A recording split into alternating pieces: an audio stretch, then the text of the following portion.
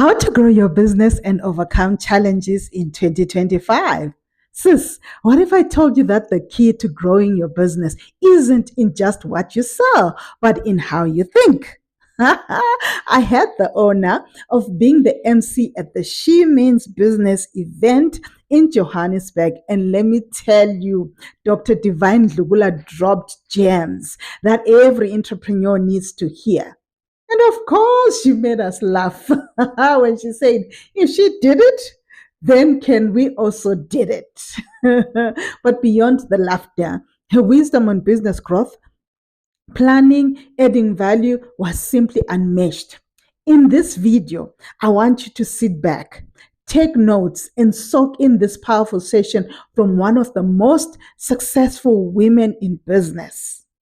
Hi, welcome to my channel. My name is Samugumbi, and if you're new here, welcome. And for my tribe, I appreciate your support. On this channel, we talk everything digital and how to be the best woman in business. And sis, if you're already loving the content, please consider subscribing, right? And becoming part of the community. Awesome. Let's get in. Peripheral can be packed. There will be a time when you say, how much peripheral do I want? What color? And so on. And you'll be able to buy it without flinching. I'm only saying things that will reinforce because I've walked the road. But you already know them. But sharing from a practical perspective, from a practical point of view that I've lived, makes it easy for you. Because you say, it can be done. If she did it, why can't I? Did it. So, that's all. It's just the inspiration that I'm already know that road. You already, but then I'll share so that you say, okay, I'll also do it. If she did it, I'm going to do it. So, number one, I believe one thing that you will battle over by is believing in yourself. 99.99% of what you do is the mindset. Number one, and I will elaborate on that later. Number two, plan and work your plan damn hard. You've got a plan, but work your plan damn hard. Just don't plan and leave it to chance. Plan and work damn hard. I heard you talk about it. Limbai talked about it. Then systems. You need to have systems in your business. You talked about it. You need to read. That's part of what makes. If you are not going to be reading, you are not going to go anywhere. Because things change at supersonic speed in this global environment. So you need to be aware of what is happening, not just in your industry, but across all industries, because all industries will affect your business. If you think I'm in a corporate way, and if you think things like, I'm trying to think of an industry, logistics is not going to affect, it will affect. So you need to be well read across. So there's need for you to learn and relearn. That's the third thing and obviously having systems in place. Because you cannot run a business without systems. Without systems, you will not know whether you are making it, whether you are not making it, whether people are stealing from you, or whether you are stealing from yourself, and so on. Then obviously, you need to give or create value for the person who is going to pay, the paymaster, who is the customer. If you are not going to give value or create value for the customer, you are not going anywhere. People pay for value. They don't pay for anything else but for value. People are not paying for a t-shirt. People are paying for a value. What value do they attach to that t-shirt that you've made? So people pay for, and I've always said to young people, the amount of money you want to make is the amount of value you're going to give it, to create for anybody. It is as simple as that. Then, of course, just be nice. The world is cruel if you are not nice. I was going to give you an example. I know one of the ladies that we are there's a network called Divine Network, started by my friends. Is the so-called who of Harare women, or Zimbabwe women.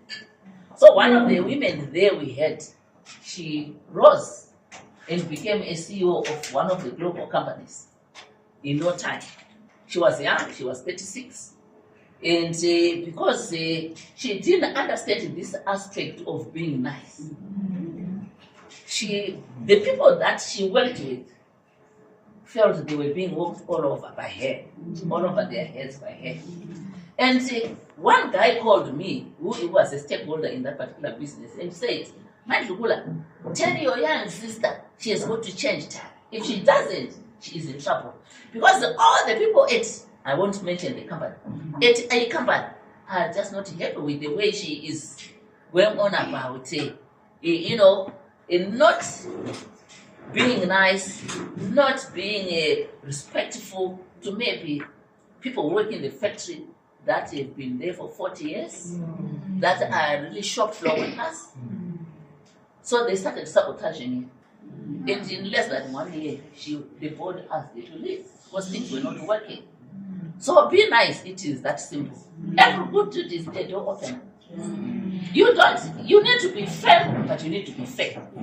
So that is being nice.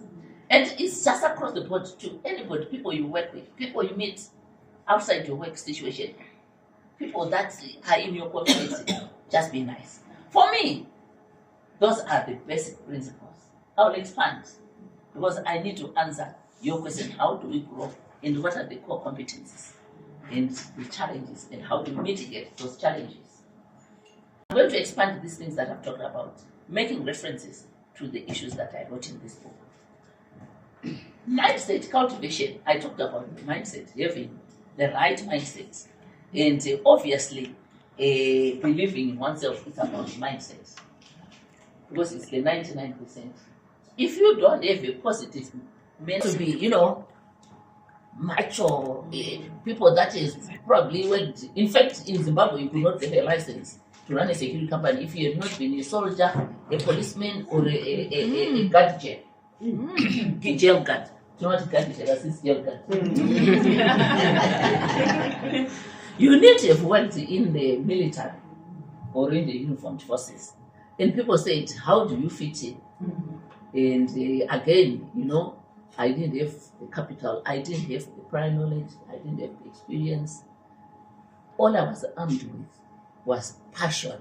What burning passion in my guts to say, I'm going to make it. Despite the naysayers who told me, you're not going anywhere. So I said to her, I'm starting a security company. And she said, when someone says, with your mouth like that, you already know they are not for it. Security company? Shemagazi. I said, yes, it's Shemagazi. She goes, what shall you do? So, it was my mindset. I could not be. A lot of people told me, you can't. But I said, I can. And indeed, for those that follow and that know, we are in the top 4. If anything, we are leading in some of the offerings. What is called cash management, we lead that particular portfolio in Zimbabwe. And we are the company, the go-to company when people are looking for security in Zimbabwe. And people were telling me, how are you going to upset people like Fawcett? We all know them. For some of you who grew up in Zimbabwe, you know about these companies. How are you going to? And indeed, we changed the face of the industry. In 5 years, we became a force to reckon with. Because it took a stubborn mindset. It took a mindset that said, I'm going to do it. And I had to plan and I had to work damn hard on my plan. That's the way it is. Mindset also, you see it in chapter 4 of my book. In chapter 4 is about execution and action. So you need to execute You need to action. There is no point in you saying something, taking your time to plan and not doing. She sat down and she started in an internet cafe and she put a plan down. She worked on a plan and the plan is now a reality. She did the same and I'm sure we are all doing the same. So you need to execute, because without education, without execution, words are just hollow. Leadership fails by not executing. I always say to the team that I work with, if you are not an executor here, please, that door is the best thing for you. Because we don't walk or we don't work and walk with people that are passengers. We work and walk with people that are action oriented. And when we say this has got to be done, it's got to be done at some point, at that point. And when I ask for results from people, they very well know that they better give me the results, because excuses don't bring the food on the table. And I tell them, there's no way you can tell me stories. We have yet, recently we have been undergoing serious, massive changes in the business in terms of the structure itself, because the strategy changes all the time. So the strategy is that we are going a certain direction, and I've got a group of people that are static or going the other direction. We have yet to retrench people and bring in people that are going to execute. Wow. That's what it takes.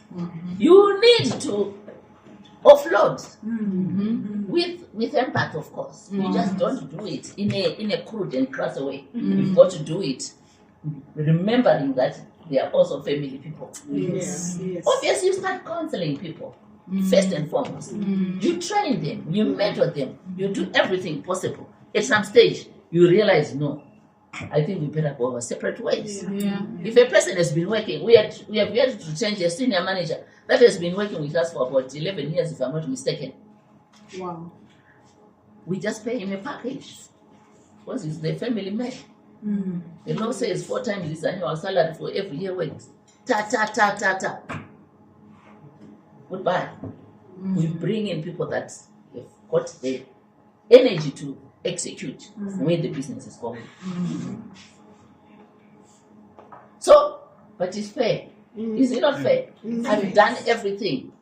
Mentor, counsel, and so on. And the next thing, Mari, for you to ever start something. But our visions are totally different. We are no longer aligned in terms of the strategy that we have in the business. So, execution is one of the things, guys. Execute. Do. Just do it. Like just do it. And just do it. Not do it like that. Do it. I've got a chapter 8 which is talking about play to win. You don't go into a business because there's competition in any sector that you are in. There's no business where you can go in and not meet and not have competition. Because the competition, because this is why business has got a strategy. Strategy is a war name. It's a military word, meaning you've got to strategize. How are we going to beat the enemy? That's what it is.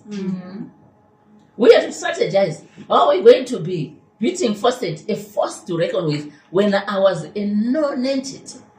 Nothing, absolutely nothing. I remember I walked in one of these places, Roadport. They were just finishing building that when we started security.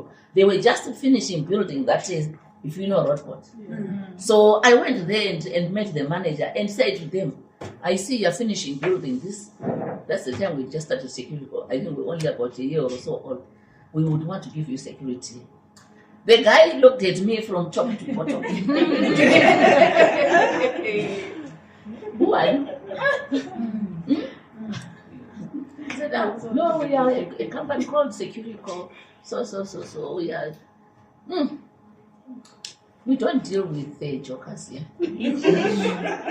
We are hiring forces. He said that in my face. Just like that. If I were made of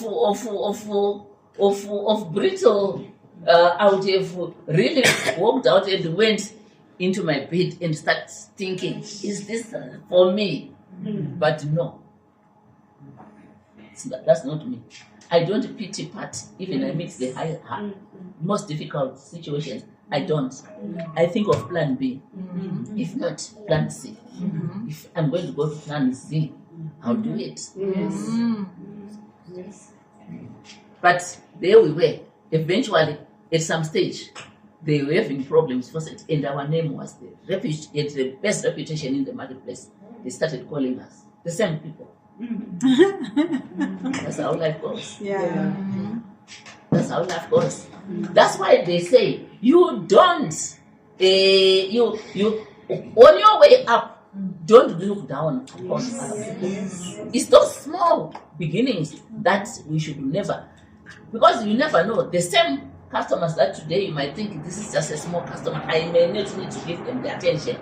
You need, because that's the awakening giant. That's the biggest break that you probably have. So we must remember that. Chapter 6, there is financial discipline. Somebody talked about teaching people finance.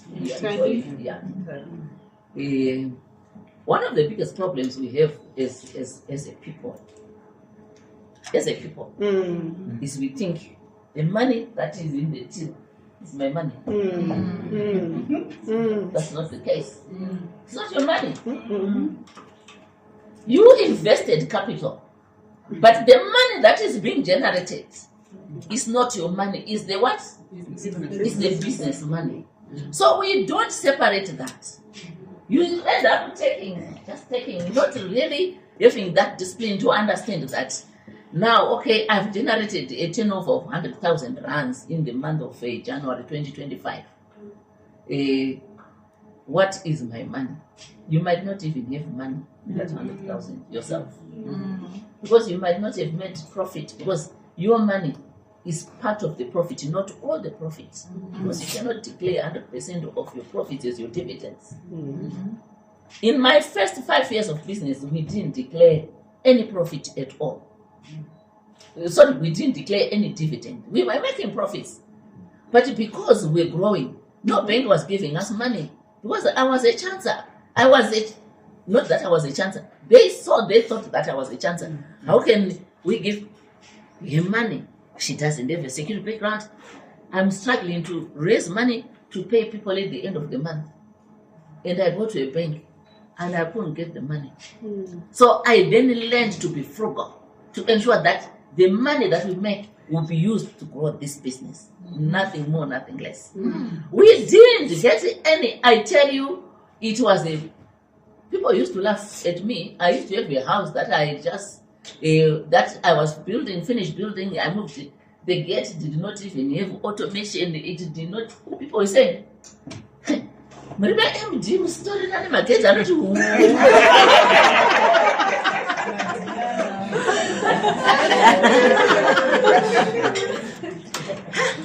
Charlie could do better here, fine. You're an MD, for goodness sake. But I knew where I was Growing. I knew what I was going to achieve. This is where the plan comes in. So we didn't. So there's no way I would have done those things.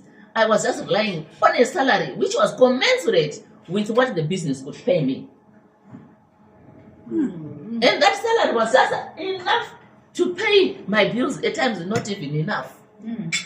Would just struggle like anybody else. But the money was rolling in there. The bank would show there's a balance. But it was not my money, but I never took it. Wow. That is financial discipline. Wow. For you to grow, you need financial discipline. Because you cannot, because we had to grow organically, we had to use our own funds to grow the business, because the bank would not entertain us. But today, it's a different group altogether. We do business with, there's about 15 banks in Zimbabwe. Out of those 15 banks, 14, about 12 of them are our customers as a business. All of them say, how much money do you want, man? Who want to give you money? They want to give me money for a loan.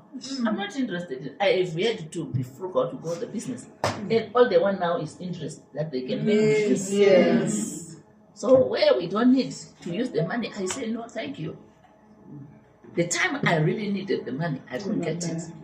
I had to sell like she did things. I had to move out of my house. I had a little house in Mabareng. I had to move out of that house to go into a rented house and sell that house to create the capital. And people told me you must be crazy to sell a house to a business that you are really trying to build, which might fail. And that was my only house.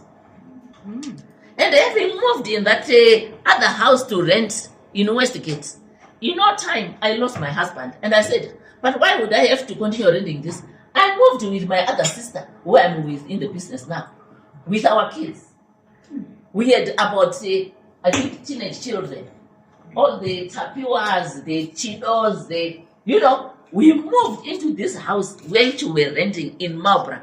My sister and I, and about 7 teenage children. Wow. Yeah, daughters were still teenage. They were living with me and my other sister.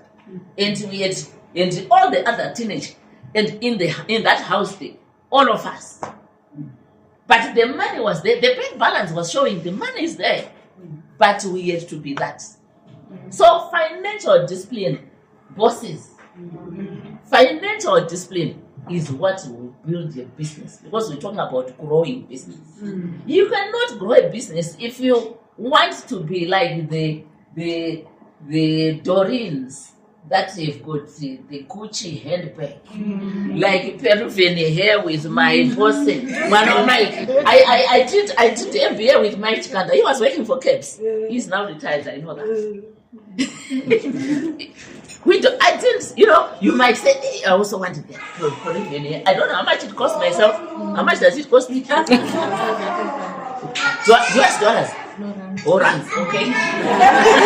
It shocked me. Still, that's close to $100 or something like that.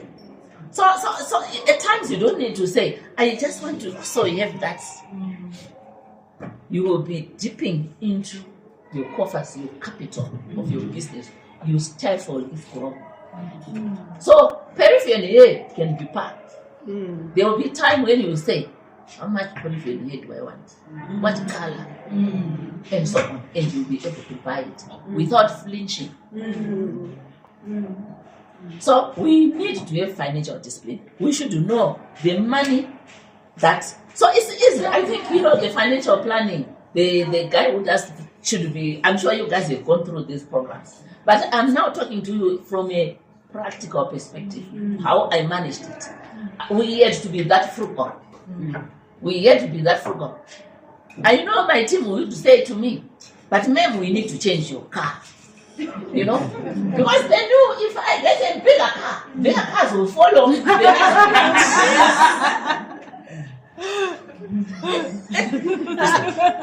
I think now you deserve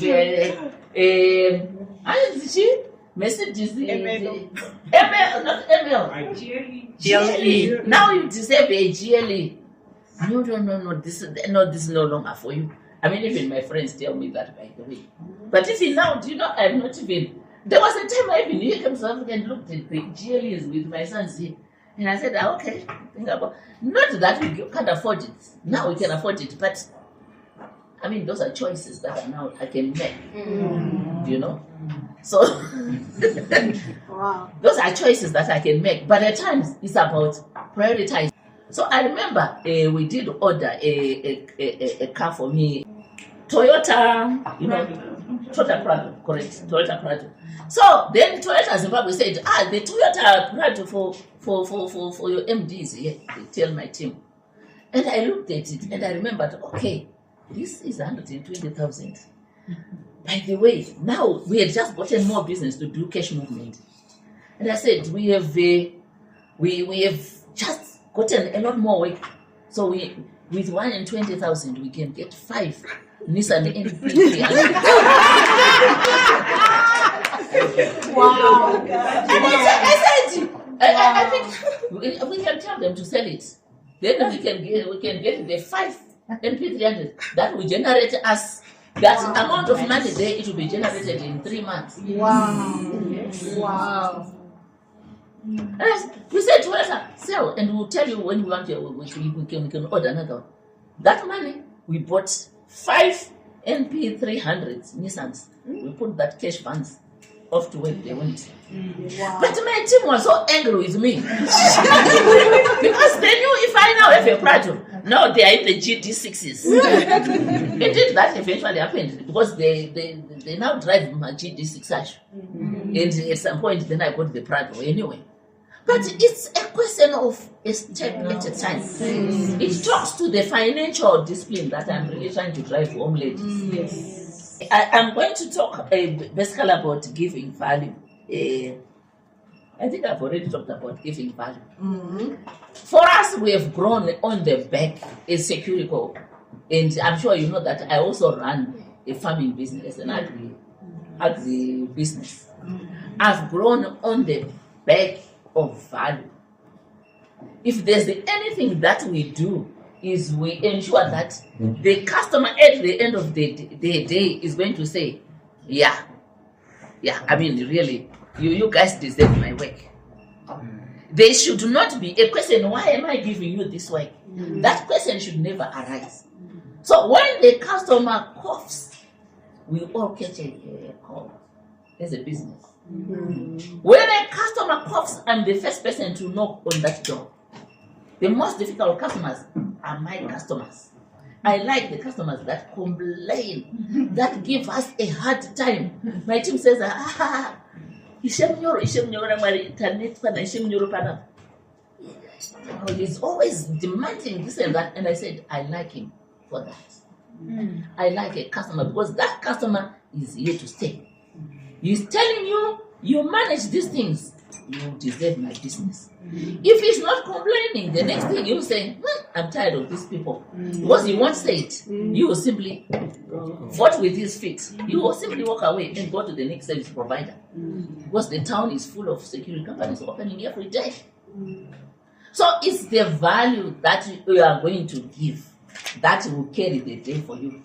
Whatever you do, whether you are cooking scones, be the best scone maker in town. People will come back for that scone. And that is what sells more than anything. It is the quality and the value that the customer will see. That is the best marketing. That is the greatest ambassador. Your product, your service. So for us, when it comes to this service, we have got our payoff line, which says committed to quality and excellence. We walk it, we dream it, we sleep it every day. Whatever we do, we always say, have we done it at the very best possible position? We have got to look at any little thing that will say, no, we didn't do it at its best. We continue. Because of ISO certification, we believe in continuous improvement all the time. And possibly Mba is going to get work from us, eh? But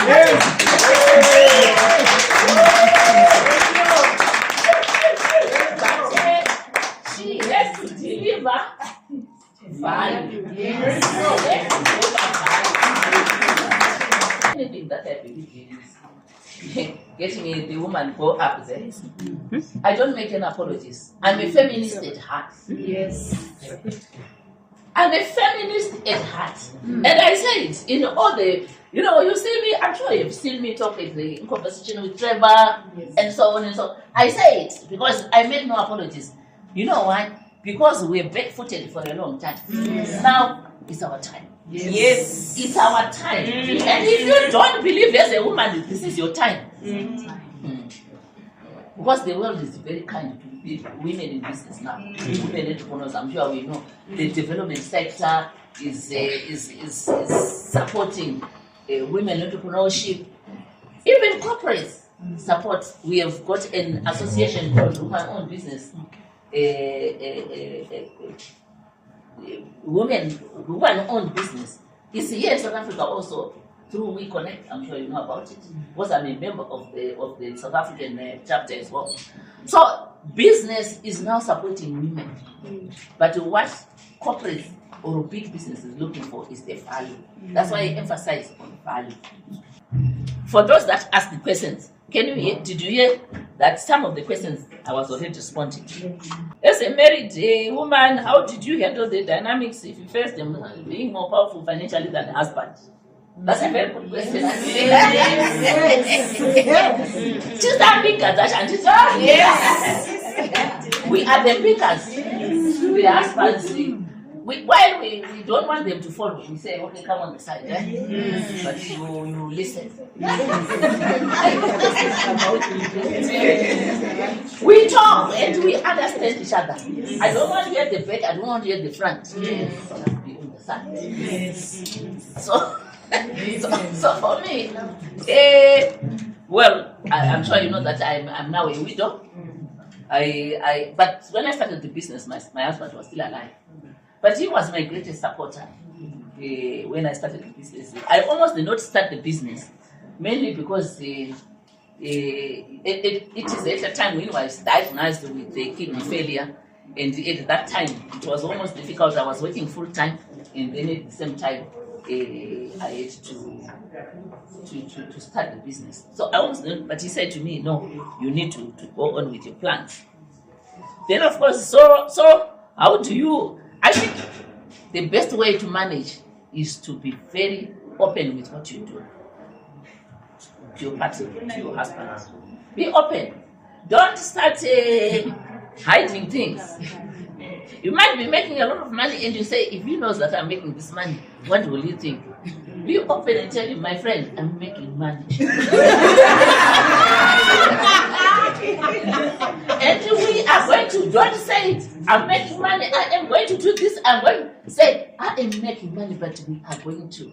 Okay. The spending, you start putting the we. Okay. You need a strategy. Okay. One of the things that I've realized a lot of women don't have strategy. So you need a strategy. It's just a mindset thing. You need to play with the mind of your husband. You know, okay, she's making money, and we are going to be. So, what do you think we should be doing? Okay, if we should change our car. Okay. Do you think we need to change our bedroom suite? What do you think? You know, we become spending. But you tell him, my friend, hey, things are happening. We are making money. We are going to, our children are going to have this and so on. And you know, I know your mother wanted a new kitchen cupboard. Don't you think we can buy? You need to have that strategy. Just don't buy things for yourself and your mother on your side. For you and this side. You need, that's how you buy your peace. Okay. If you don't do that, you are buying problems. And you don't want problems when you're a businesswoman. Because it will stand you back. Now back because you are always stressed and so on. So it's little things, guys. What advice would I, if I were to go back as a young person?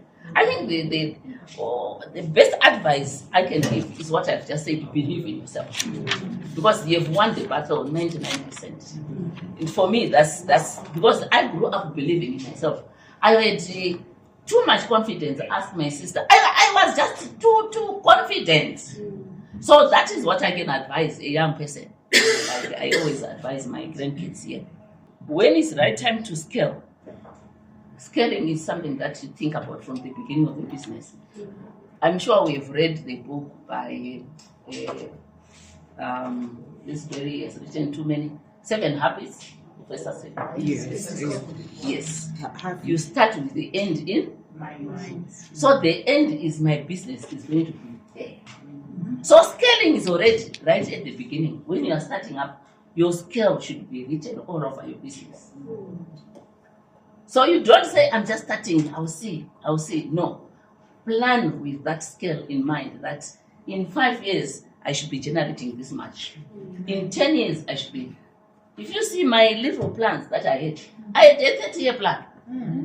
When I was starting, I think in year 1, if I can manage to go to a turnover of 20,000, in year 2, there was a time when I think when we were around 6-7 years, we literally ate the plan for 20 years. Wow, that's hard work. That's the beauty about having the end. You know what? So you don't, this is why I say never talk about having a small business. Talk about my business is getting there at this point. It will get there earlier. Trust me, it will get there. Okay. What advice you give us, diaspora who want to expand business back home? Some of you are already running business back home. Yes. Okay. Depends. I'll tell you what, it depends on the business you're running. Because some of the businesses at times require you to be around for them to scale. Because the people have changed. You rely on certain people to do things for you. At times they don't do them. At times they shortchange you. So it depends. Some businesses will scale. Because right now people work virtually. You can be in America but running a business in Dubai, we know that. So it really depends with the type of business. You can scale, but some of the businesses you might require they might require your presence. There was the issue on black tax. Someone asked about black tax. Very interesting question. If I'm not mistaken, I think there was a question on black tax. Let me look for it the way it was asked.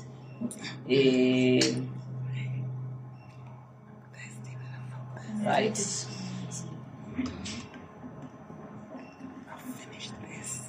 Can I read it for you, Doctor? Yes, you can read it for me. How do you manage black tax considering your extended family know your status financially? Right. Maybe the first question I would want to ask people here: what is black tax? Exactly. What is black tax? There is no such thing. It's a negative connotation on how the black community supports their families or friends and relatives around them, but it's got a negative connotation around. Do you agree with what? 100%. Yes. What is a negative connotation for supporting family? Yes. Why should it have a negative connotation if you are supporting family? Sorry? No. There are some entitled, like they'll be like, you need to do this for me, and yet we all go give them like the same opportunities to go to school. And some go and make kids and they expect you to take their kids to school, kind of, but we're all given the same opportunities. And we've also come to believe that it's only for us. We've got this belief that white people plan for their children, and then us parents are taking care of us to take care of them. Right. This is a very interesting subject. And I'll tell you what. White people, she's talked about white people. Do you know all these funds, the development funds that you talk about that come into Africa and go into the developing world? Where is the money coming from? No. Where's the money? They are coming from who? From taxpayers' money. People are actually being taxed to help people in the developing world. Trump right now is stopped aid to Africa, and there's gnashing of teeth, particularly on the HIV and AIDS. Do we know that? Yes. If money that an ordinary taxpayer in America was putting into USAID, into WHO, to come to Zimbabwe, to Botswana, to South Africa, to wherever, to support people with HIV and AIDS. Talk about white people. And white people, black tax does not really apply so much to white people. Why? Why does it not apply to white people? Black tax, because the black tax, the way you explained to me, because I needed to understand what you guys mean. It's about European family. Now, white people. Let's talk about white people. What about white people? They live in Europe? No, they don't. It's about empowering, though. You empower. It's a parent supports a child so that a child can run or fend for themselves. And I think with how we are raised or culturally, or this is what we believe, but when you then have a cousin or somebody who has that sense of entitlement, adzoka futhi anatafadzwa ana Jenny ana sinobile but angari kunobvita seyakupa isusu ngachitipa and then vanhu votanga kutsamirana kuti chindipo mari yestart asi uri kukwira ndege saka zvedu zvinenge zvine it's why can't Gogo give me money? Gogo, you're always here, but why should I pay for my... Yeah. So, that is one side of it. I'm really wanting to look at the other side. I'm going to look at the sides of everything.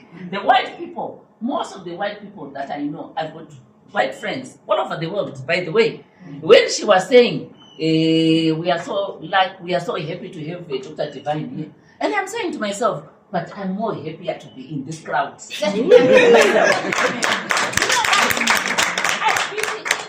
Places I've dined with queens and kings of Tata, of Sweden.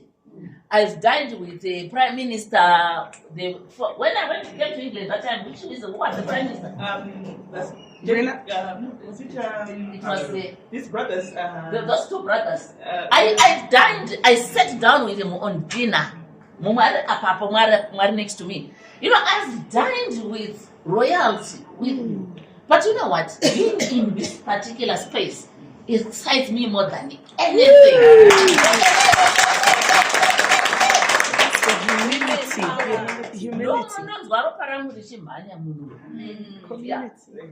So what I'm saying here is white people. So these people actually have said to me, I've got a friend of mine who lives in Sweden. So I've got lots of friends. I've done a lot of work with the Swedish development agency. I was more or less like the ambassador doing entrepreneurship for women in Zimbabwe. So I know a lot of Swedes. And most of them would say to me, Divine, you guys, you say you are poor. You guys are not poor. You guys in Zimbabwe or in Africa are not poor. You are very rich. That's how you use the resources. Your social support systems are the richest. Yes. We are the loneliest people. You know that? Mental health. She's a mental health person. I'm supposed to do. All the people that I know from Zimbabwe that are relatives, friends, or whatever, they work in mental health institutions. I can say to these guys, why is there so much mental health out there? Even when I'm 13 years animator, I'm 40 years animator, I'm 60 years animator. What is wrong with people in those places? Because there is no social support system. And I want to get back to the black tax. And she said to me, you guys are the richest because when she comes to the Harare, it's a party and we've got our friends, our relatives. We go to my farm, we go to the communities that I work in, to support women there. And she was saying, this is good. When I go back, I'm going to go back into my little flat and not enjoy life. And this is why we've got so much mental health. So for me, and my people, I've always said, and this is what I'm trying to teach my grandkids. Your people are your people. She said, Takapu same opportunities. No, I don't have. She doesn't have the same opportunity with me and my sister. She cannot because we are totally different. She had to. I had to get her to build a house in Harare. I had to play a part. Me and my other sister had to play a part. Because we don't want to be having houses. She doesn't have a house. Opportunities can never be the same.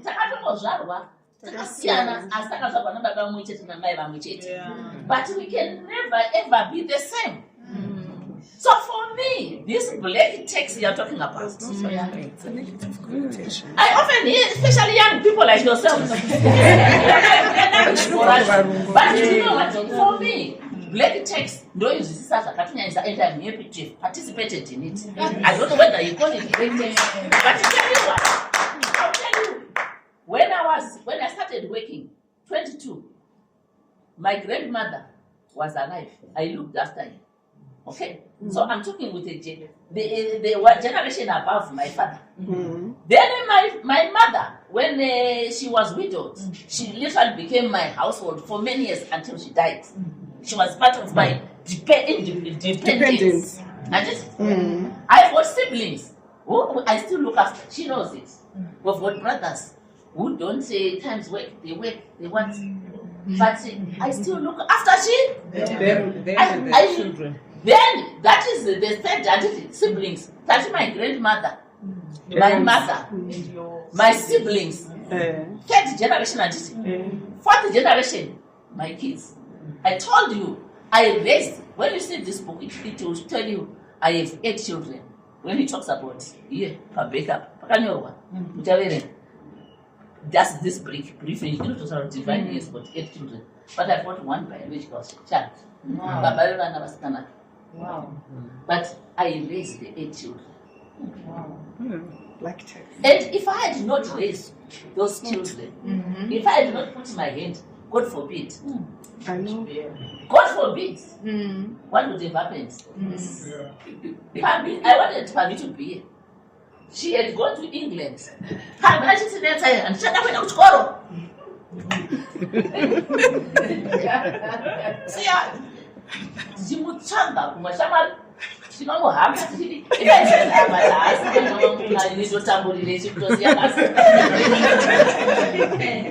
that is your so-called black tax. Exactly. I ensured to all of them who went to private schools. Security started Tagana to marry, and I thought instead of declare dividend, let's pay their fees through because it's a tax deductible anyway. It's a bursary. Time was a bursary fund. All the children go to good schools. They all went to private schools in Zimbabwe. 8 of them. 4 in Australia, 4 here in South Africa. That is your so-called Black tax. If I had not done that, God forbid, I would still be helping them. But now, I'm saying a baby. And they just had to take it, not the perfume. Today I have perfume 15. Just come out of here. As I was you just go there. I'm not saying I'm sharing a perfume. I'm not sharing a sheet. No, but check it and look at just say this about the repeaters. You know? Drop over Rora, drop over my friends, and my birthday, and so on. Every good deed is a door open.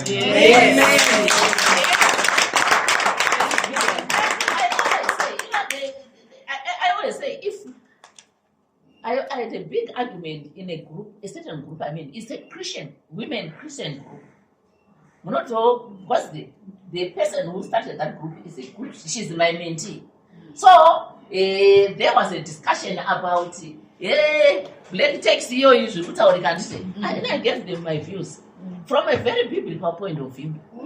They got out Muna Genesis, I think it's Genesis 22.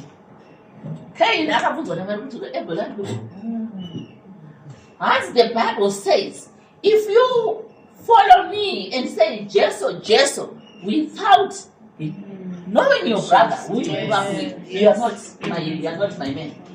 I was putting that matter, you are not praying me. Your brother that you grew up with needs you, but you have ignored him because you want to give your 10% to the church. Nothing wrong with that. Nothing wrong with giving your 10% to the church. But I said to these women in this group, some of you are saying, because a person cannot, yes, there are 3, 4, 5 children, just for me to look after them. I said,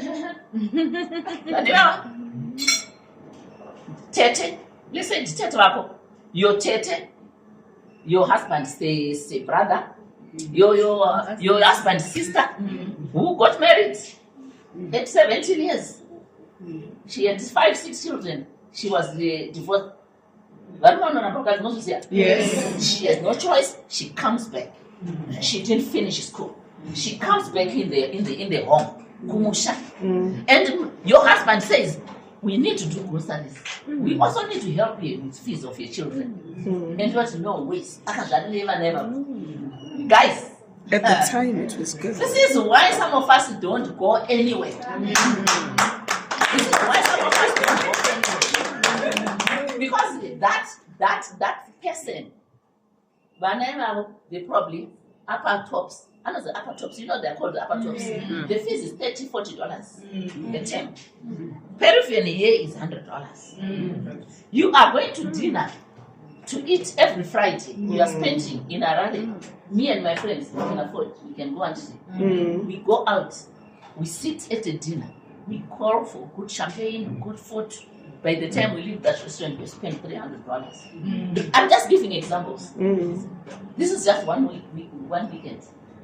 And so on, and so on. There's so many things but you are only asked to take $40 times for 3 is 120.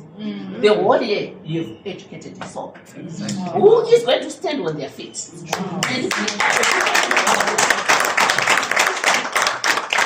That is great text. Never run away from it. That I can tell you, guys, don't even say fine, you can do it and do it. We've got choices in this life. We all have got choices. You make a choice. You say, I want to do it. It's well and good. You want to do it. But you know what? Life has got a way. Life is got. It's a wheel, isn't it? I was speaking to, in fact, there's our board chairman, it's called Gloria Jaraman, board chairman for Security. So this event about 2 months ago in Yanga was speaking. So she talked about her father-in-law. She was the first man from Boera to own a house in Harare in Mufakose in the 50s. So he moved to Harare. He was a driver. He was having this house in the 50s. And every villager from Boera was being looked after. It's Mr. Sharavan. And he says, Boera, yes, anyone who was coming to look for a job, had to be. That was the station. And do you know, I thought about it later on, and I said, I did discuss with Gloria, because she's my chairman of the board. I said, Gloria, do you know what your father-in-law did? If he had not done that, and what difference did it? You can see, everyone respects the name Jarawan in Boya. Number one. Number two, a number of those that then came, got jobs, managed to educate their children. Some of the children are some of the people that are stakeholders in things that I do today, because they respect that relationship that our father-in-law created more than 50, 60 years ago. So it follows you. The good you do follows you. The bad you do what? Follows you. And at times it's not much that you are asked to.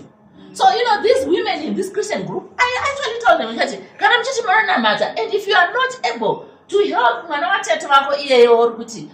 for 120, you've educated them, then some of them, you know, then were coming into my inbox, and the argument was now between me and two who are kind of my deaconess, you know. Then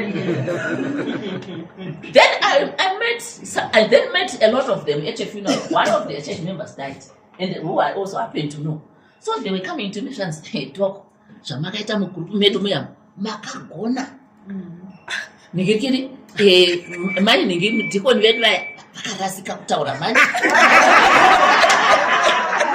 You got it. Takatwasarika mani, takatwanyanya kuti udzwa nevanhu vavanoti venyika. Zvakanaka, zviri muBhayibheri. Because when you talk about the Bible, I know it like the back of my hand. Jesus did not come for the rich. No. He came for the meek and the poor. Yes. He came for the prostitutes. Yes. He came for those that did not believe. Yes. He made them believe. Yes. Amen. So, you like text, guys. You guys are young. And I told you a strategy. One strategy that I told you is your husband. That's your husband. Who you say, if I've now made money, and there was a question, I made more money, now what? Don't talk about I. Talk about we. No, what is part of your success. Okay. That is how you manage it. Otherwise, you're creating problems for yourself for nothing. Not enjoy. You're not enjoying that marriage. And once you don't enjoy the marriage, even things in your own business don't start working. So for me, guys, I don't know whether I've explained enough about black ticks, but it's a very interesting thing.